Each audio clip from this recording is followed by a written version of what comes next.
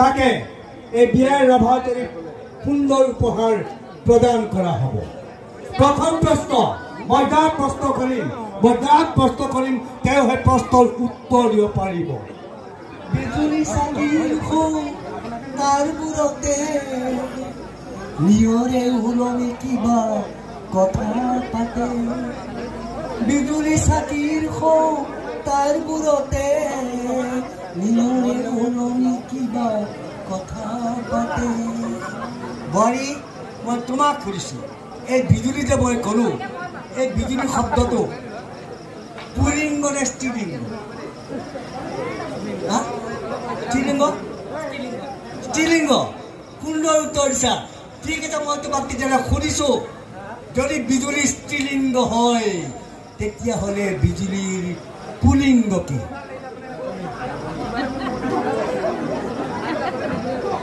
বিজুলীৰ পুলিংগ কি? বৰষুণ ন? আপোনাৰ নামটো কি?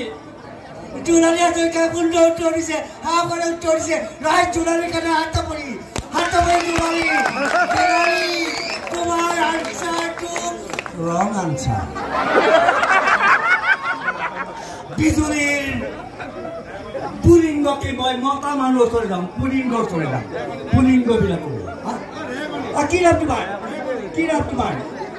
দিগন্ত চৰকাৰে এটা জোনালী হাত পৰি দিগন্ত বৰ ধুনীয়া দিগন্ত কৈছে ঢেৰকনি। দিগন্ত তোমাৰ আনচাৰটো ৰং আনচাৰ। বিজুলীৰ পুলিংগ কি হ'ব পাৰে?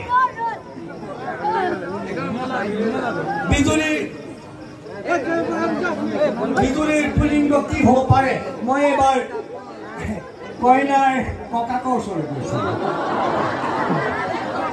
কইনা কওকচোন, বিজুলীৰ পুলিংগ কি হ'ব পাৰে? কইনা কেনেকৈ আনিব পাৰি? কইনা জানো, বহুত ডাঙৰ চাকৰি কৰিলে চব জানে। কইনা আপোনাৰ উত্তৰটো ৰং আনচাৰ। বিজুলীৰ পুলিংগ হৈছে, মই কৈছোঁ শুনক, বিজুলীৰ পুলিংগ হৈছে